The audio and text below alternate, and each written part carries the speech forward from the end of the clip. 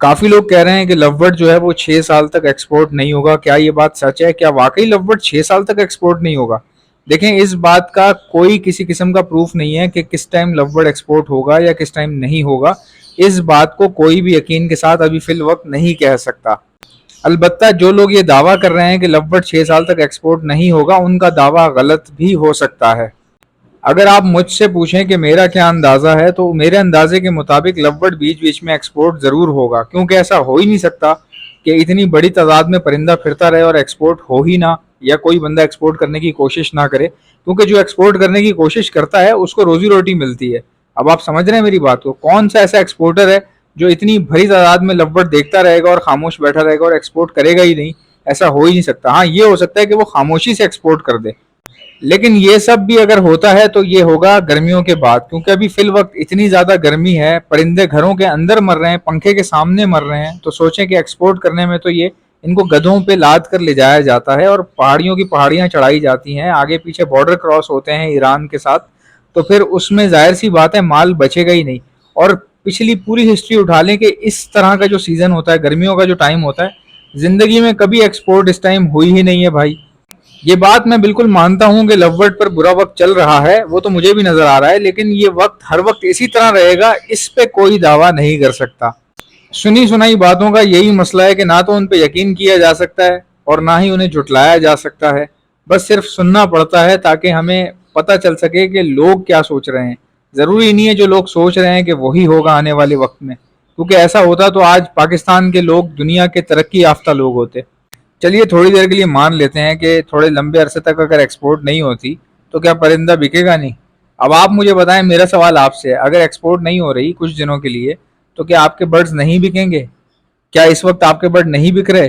भाई, इक्का दुक्का करके बर्ड तो बिक रहा है अभी भी। अभी मेरी कमेंट्स में किसी अवान साहब ने कहा है कि मैं सिर्फ एल्बाइनो रखता हूँ और मेरे पास से एल्बाइनो माशाल्लाह बिक रहा है, पैसे कम मिल रहे हैं लेकिन बिक रहा है।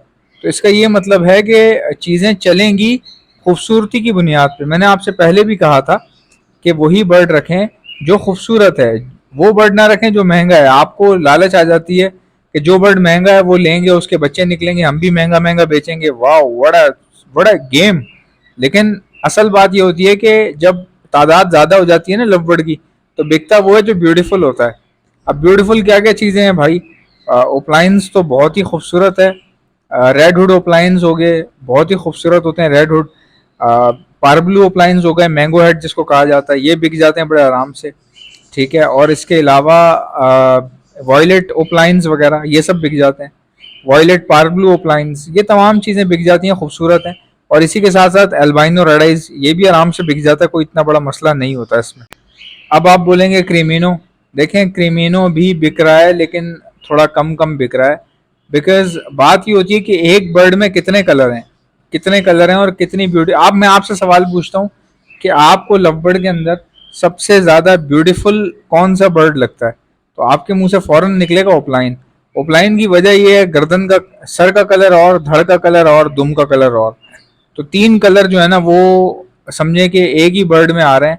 ऐसा कोई दूसरा और बर्ड नहीं है, मतलब दूसरी कोई म्यूटेशन नहीं है जिसमें तीन चार कलर आते हों। तो ये ओपलाइन ही है जिसमें इस तरह के कलर आते हैं और इतनी खूबसूरती के साथ। और समझ लें कि वर्टिकली जो है ना नजर आ रहे होते हैं।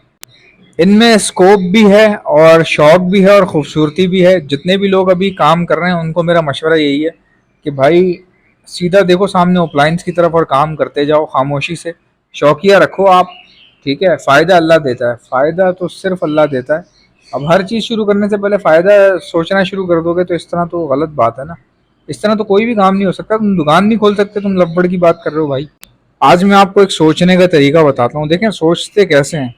कभी भी कोई बात जब आप सोचते हैं ना तो ये सोचें कि यार ये बात सही भी हो सकती है जो मैं सोच रहा हूँ, लेकिन जिस तरह सही हो सकती है उस तरह गलत भी तो हो सकती है।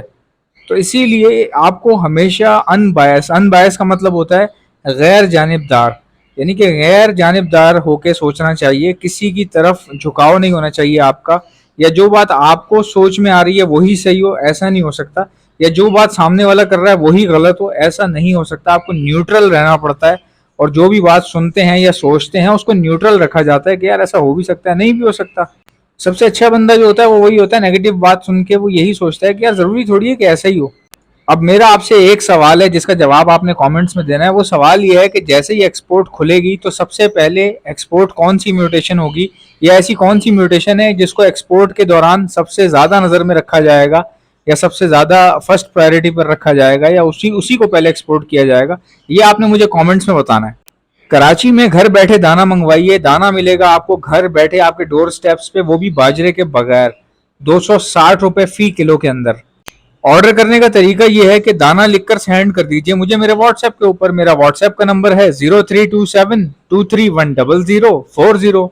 मेरी हर वीडियो को लाइक कर लिया करें अगर आपने मुझे सब्सक्राइब किया हुआ है तो। और जिन लोगों ने सब्सक्राइब नहीं किया हुआ, यार आप लोग कितनी देर बाद सब्सक्राइब करेंगे, अभी कर लीजिए ताकि आपको नोटिफिकेशंस मिलते रहे मेरी वीडियोस के। इंशाल्लाह मिलते हैं नेक्स्ट वीडियो में, इजाजत दीजिएगा, अल्लाह हाफिज।